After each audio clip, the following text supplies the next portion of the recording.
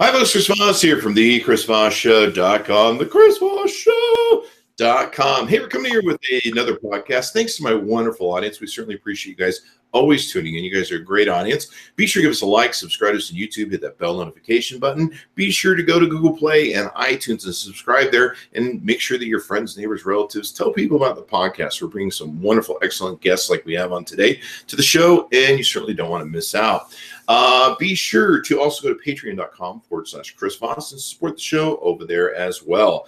Today, I have a gentleman I've known probably since the beginning of social media, like 2008, 2009, Neal Schaffer. Neal is a global leader in guiding companies through their digital transformation, a social media strategy consultant, an international keynote speaker, and professional of social media marketing and social media selling at 3 different universities. He's that smart. You know how many universities I study at or teach at? 0. And he plans to publish his 4th book, The Business of Influence, next year and help every business leverage the potential of influencer marketing. Neal, welcome to the show. Dude, it's awesome to be here. I can't believe we finally are meeting for like the first time. And you're also in, I'm in Orange County, but you're like in Whittier, right? I used to be in Whittier. I spent about 3 or 4 years in Cali, and then I moved back to Las Vegas. Oh, you're in Vegas. Gotcha. I had enough of your guys' high home prices and renting dive houses that were built in 1950. I said, screw that. I can own a mansion in Las Vegas for what you guys pay for real estate down there. Indeed, you can. Cool stuff. Yeah, but I miss the beach every now and then, but not really. You got Lake Las Vegas, and you're fine.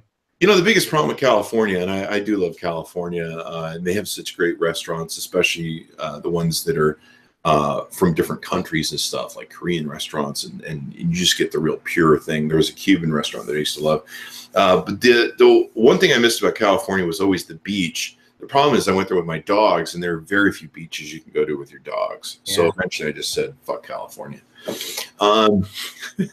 And your guys' personal taxes, so that too. But let's get into Neal, because that's what we're all here to talk about. Neal, you have 4 freaking books, dude. Congratulations. Well, 3/4 is, it's still in my stomach. Haven't given birth to it yet, but it's getting there. I've got 12 books, but they're still all up in here. There you go. And I may die before I get past the 3rd one. It's like a Star Wars sort of episode thing. Where and today's the day. Well, I don't know when you're going to watch this podcast, but have you seen? Did you stay up all night to see the movie? Which movie? Oh, the Star Wars movie? Yeah. No. I have this problem where I did a lot of dating and meeting women and hanging out with women, and so I kind of missed the whole Star Wars nerd thing. All right, Chris 1, Neal 0. All right, let's keep going. Yeah, we're both on the Forbes top 50 list. Indeed. Well, you're like way up there, man. I'm just. Am I? I would think you're with me. Binoculars on, trying to find where you at, but yeah. Yeah, it's really sad that we were on that list for 2 years in a row, and the gentleman Hayden Shaughnessy, who's been on the podcast, really nice guy. Yeah, he decided to move on from Forbes, and no one ever picked up the gauntlet. And so it's kind of funny. I'll tell people we've been on the list for 2 years, and they're like, "Well, what'd you do? Fall off after that?" You're like, "No, the guy who made the list left Forbes." Yeah, that was a definitive list. That was good stuff. So I loved it because he used a lot of reporting and databasing and coverage to determine our place on the food chain. And I love that because I always see these lists and I never make them when people are like, these are my favorite people and they're the top social media people. And I'm like, it doesn't really make, just because you think they're your favorite doesn't make them the top, whatever. And so I just love when they go analyze my Twitter feed, my LinkedIn feed, which they'll do every now and then. And it's always a challenge. So let's talk more about you, Neal. What's been your journey lately? What are you working on? What do people who don't know Neal Schaffer need to know? Give us some of your plugs too, so people can look them up as we're doing the show. I'm just chilling here in the OC, but what don't they know about me? There's probably a lot they don't know about me. I don't know. It's funny. A lot of people in social media, and I'm sure with you as well, Chris, they've heard of you, seen your name, seen your icon, He's bought on your stock. top of this wall as wanted. Yeah, they bought your stock in Empire Avenue, what have you. But That thing's still running too. That just amazes me.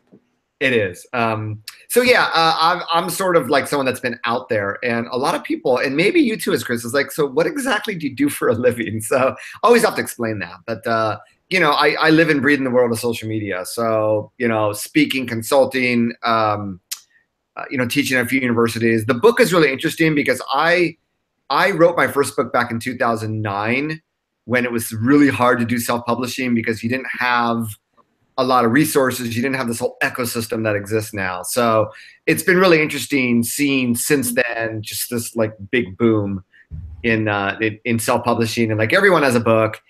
And I had this long conversation. So my last book came out in 2013. This long conversation with Mike Stelzner. I speak at Social Media Marketing Everywhere. I speak at Social Media Marketing World, blah. I think I need some more coffee here, every year. And like last year, it's like, man, I don't have a book, man. I need another book. It's like a drug. And Michael Stelzner was like, dude, you don't need a book. It's okay. It's like, you know, you create content, you blog, you don't need a book. But I think just in terms of having something to say, like when I'm on an interview like this, or when someone is looking to book a speaker, it's like, what's new? What new things are you working on? It's like, boom, here's the book, right? It's timely sort of like business card. And that's why I decided, it's like 2 months ago, and I'm using this new crowdsourcing platform to, in essence, test market the idea. I've not written the book, but I'm already selling pre-orders to it. So it's actually pretty cool. Cool. But it's tested the idea. And, you know, I realized until then, all the books I wrote were about me and what I knew.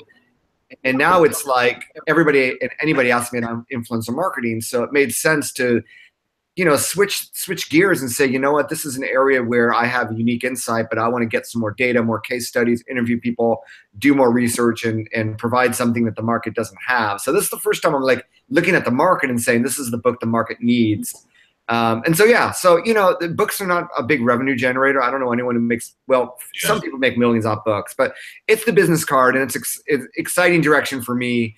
And I can't wait to get it out there. And it's great for, you know, getting gigs like speaking and consulting. I mean, I think I tried to write a book in 2011 and submit it to Wiley in a few different places. And that, right, it was the worst time to do it because the iPad was just destroying books. Oh, yeah. Book sales. And they wrote me back and they're like, in this economic whatever condition, you know, we're not banking on anybody who's not a proven author.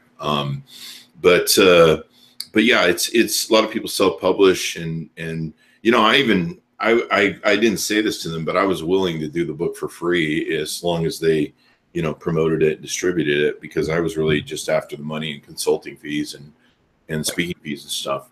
But so nealschaffer.com probably is a .com for you. Let's get those plugs in so people can look at them as we go through the show. Sure. Yeah, it's funny. I started, Chris, maybe you have your own stories of like all the domains that you've owned over the years. So I started blogging like in 2008. I literally on LinkedIn was my preferred social network because, you know, cool guys weren't on Facebook yet unless you were college. Twitter just started. We didn't have Snapchat, Instagram for all you millennials who, you know, didn't know there was life before Instagram and Snapchat. But anyway, and so actually LinkedIn had these apps. One of the apps was a WordPress app. So I started my first blog through LinkedIn on WordPress.com with something like, you know, expert answers to your LinkedIn questions.wordpress.com, like really good branding, right? And then I transitioned from that to Windmill Networking. And then on Windmill Networking, and this is still back like in 2008, 2009, I started getting all these people saying, hey, I'd love to contribute a blog post. And I, you know, it was very, very early on. Now it's like everybody's like, hey, will you publish this post for me? Can I get a link from you? Whatever. But back then it was still pretty rare.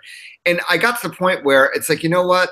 I have so many people guest blogging for me now that I'm going to create a new site, and I'm going to take my personal brand out of that site and create a true media site. So that became Maximize Social Business, which I still blog at as well. And then my own personal site became Maximize Your Social, which is the name of the last book I published in 2013. This year, I rebranded Maximize Your Social to nealschaffer.com. So, and my conclusion is at the end of the day, and I'm sure, Chris, you've come to the same conclusion, your name is your best personal brand. So I'm done with like the Mickey Mouse and all these other nealschaffer.com. That's where you're going to find me. But I also blog at Maximize Social Business, and that's where there's a lot of great, social media for business content. So there you have it. Yeah, when I was trying to come up with my first blog URL and what it was going to be called, I really struggled because I was like, do I really want to be talking about social media ad nauseum for the rest of my fucking life? Even then, back then, it was getting tiring. It's like, how many different ways can I diagram social media? Like, how many, I mean, there's people that are really great at over analyzing it to a point of a molecular atom sort of structure. Brian Solis is great at it. Chris Brogan is brilliant at it. Both guys that I hugely respect. And of course, they've both published a ton of books. But I just, for me, could not keep talking about it. And so it finally hit me one day, or someone suggested it. They're like, why don't you just call it the Chris Voss Show? And the beauty of it is that I could do different things with the Chris Voss Show over time. And that's why I decided to go with it, is because I knew that if I wanted to change formats to a different topic or format, I could do that. And it's been really great because I have a lot of freedom with the title, The Chris Voss Show. And people say, what is it about? And I'm like, whatever the hell I want it to be about. And, it's funny, talking about Brian Solis and Chris Brogan, who I totally respect as well. They've moved on. I mean, social media just becomes one part of business, right? Yeah. So Brian talks about customer experience. Chris does all sorts of stuff. So, at the end of the day, things mature, right? The internet matured, fax machines matured, and social media's matured as well. So even our friend Scott Monty, I just found out the other day. I don't stalk him a lot, so I don't. I'm like you. I'm so busy being a creator. I don't have time to stalk people much, but I just found the other day that he's moved on from social media as well. He's moved into the grown-up adult social consulting of business and high-end Fortune 150 companies, all that sort of stuff. Yeah. He's not even talking about social media, so he gets the last laugh there. But yeah, I mean, at the end of the day, there's a point of mastery that everyone can get of it. So, one thing people ask me, I don't know if you want to talk about this as a topic, but it makes a great question for our viewers. But people always ask me, what do I have to do to be on the Forbes top 50 list, or to be ranked on, you and I are on like every list of top social media influencers that there is, it seems. And people always ask me, what do you have to do to be on that list? I don't know if you want to have any thoughts on that. We should maybe share with people. Chris, that is the reason why I'm writing this book on influencer marketing. Because I whenever I spoke, like the number one question I used to get asked, well, I still get asked all the time, what are the tools you recommend, right? But before that, the number one question was, Neal, how do I measure social ROI? How do I create a social media strategy? And I wrote my book, Maximize Your Social, to try to answer that.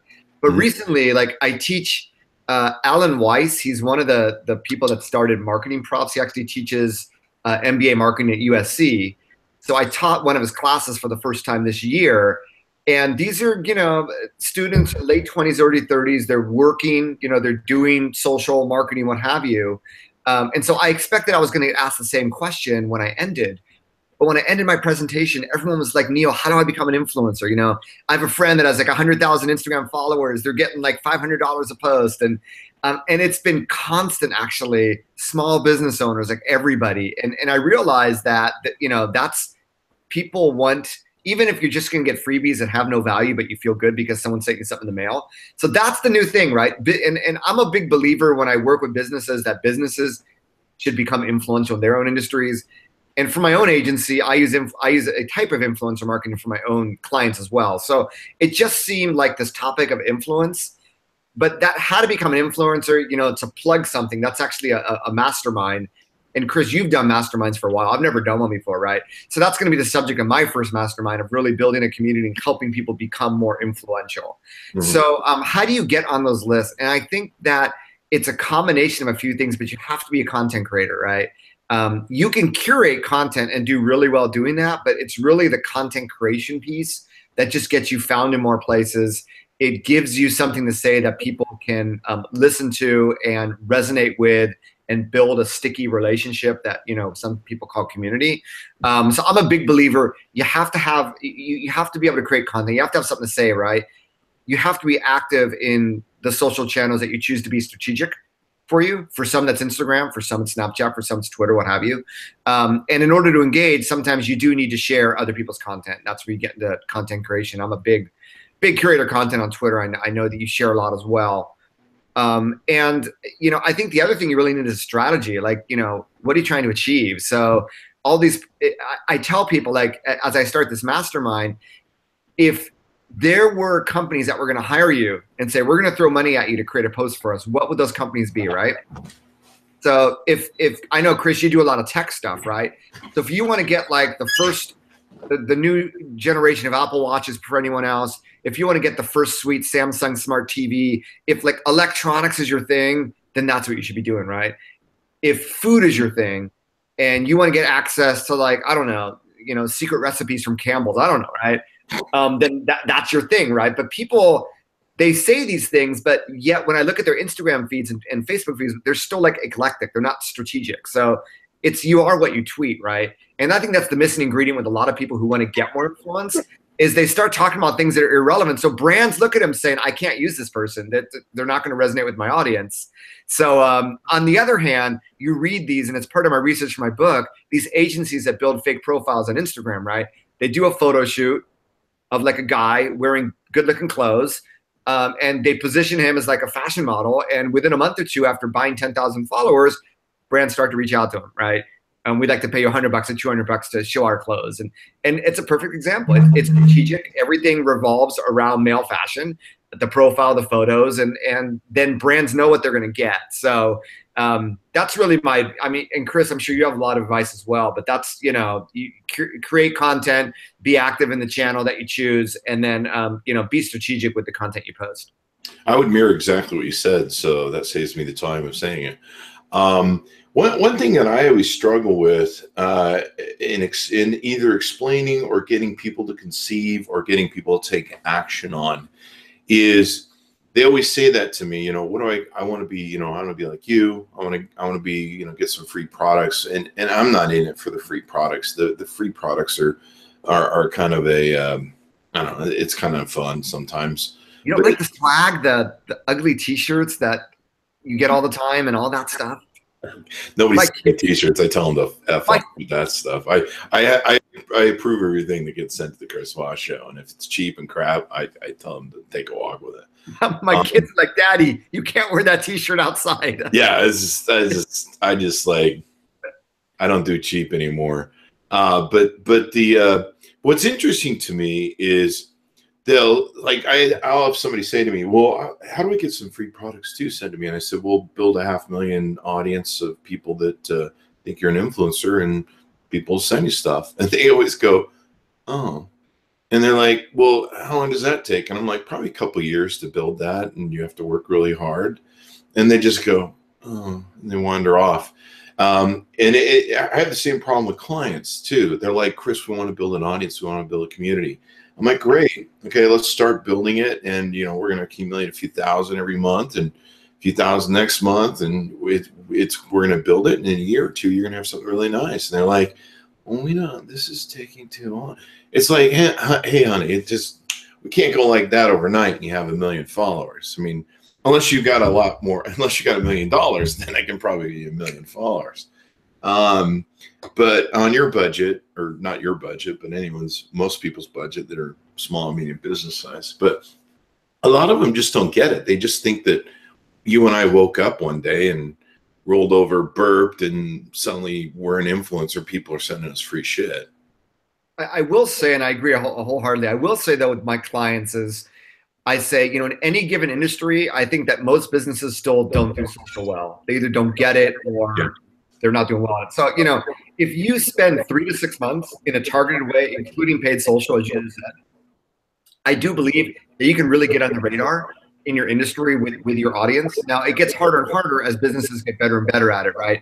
And as paid social gets more expensive, influencer marketing gets more expensive. So it's only going to get more expensive, and now's the time to do it. Yeah. I mean, I told my clients for years back in the Wild West days that I'm like, you grab as much of this, what I call the online real estate. This is my online real estate. My Twitter account is an asset. It's an online life asset. It will live as long as the internet does and be a powerhouse, hopefully. And it's a real estate investment for me, and me putting money into it, me investing in it, whether it's time or dollars, is for the improvement and the expansion of that real estate. And people just don't get that these things are that important. They're just like, I'm gonna kind of social media site.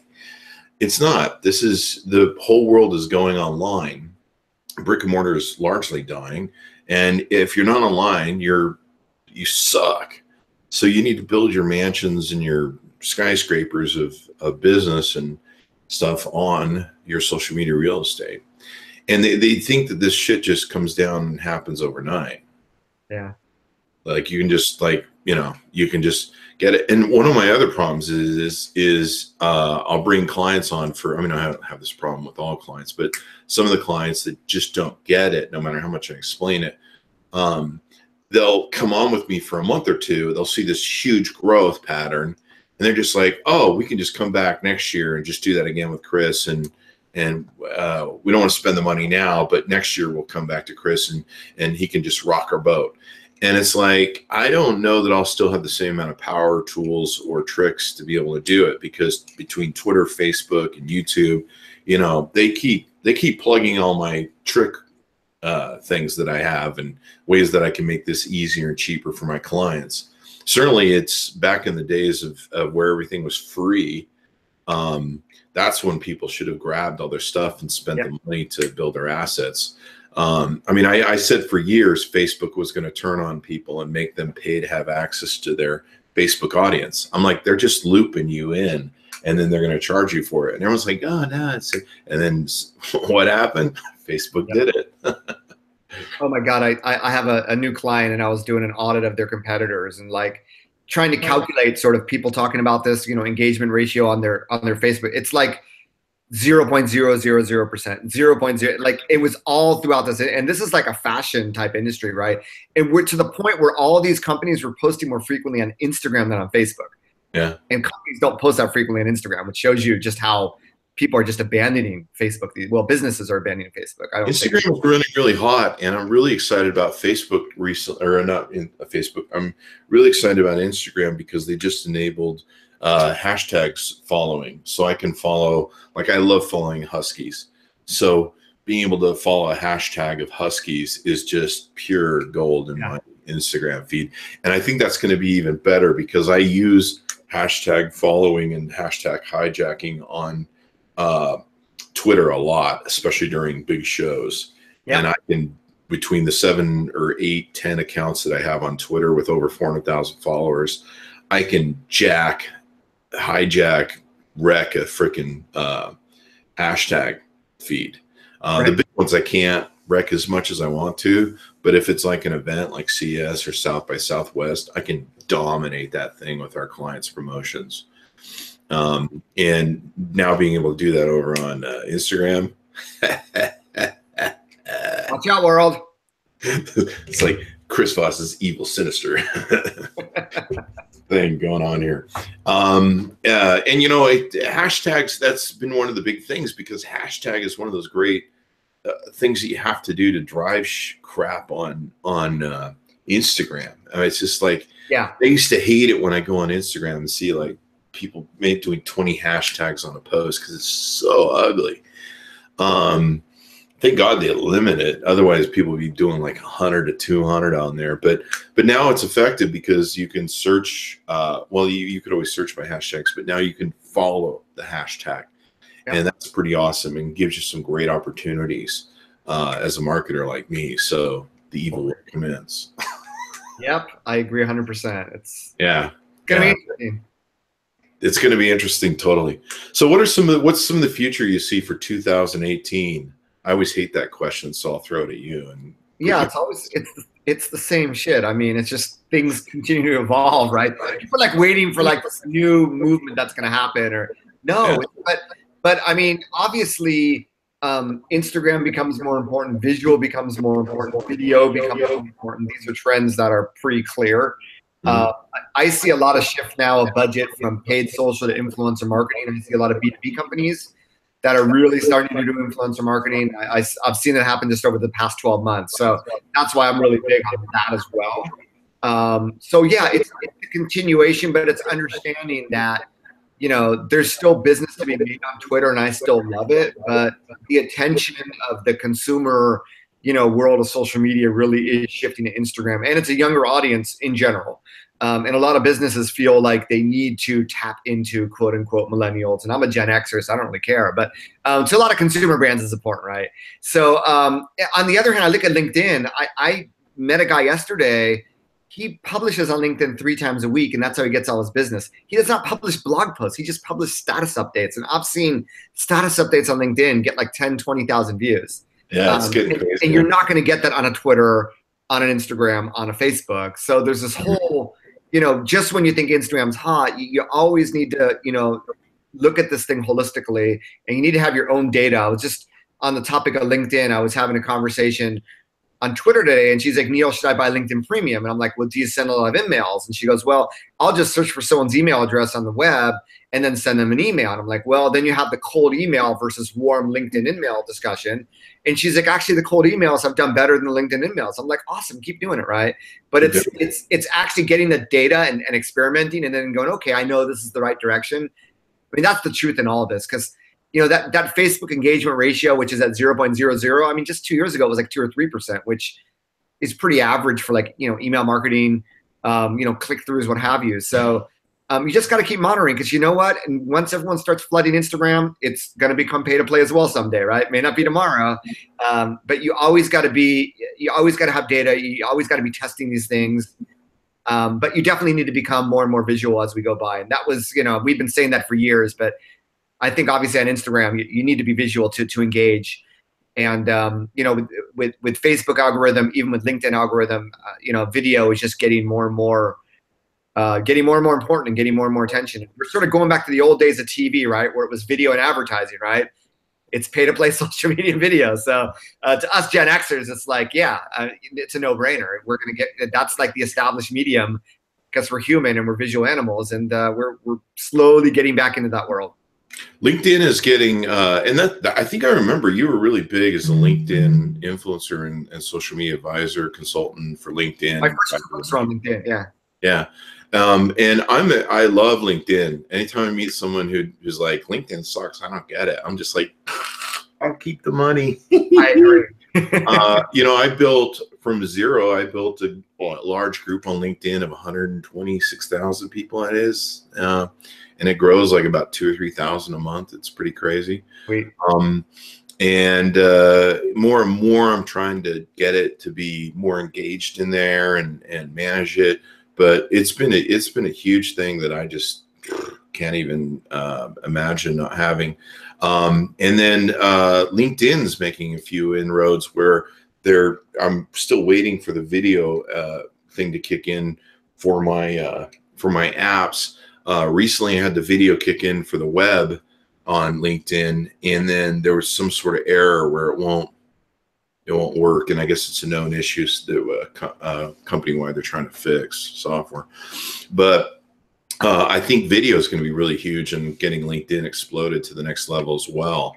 And I know longer form Instagram, I did a super long video that was, I guess, a shared story the other day, and like even my sister-in-law wrote me and said, hey, I watched your video. I'm like, holy crap, people were watching that crap. And I couldn't believe how many people came on the live feed.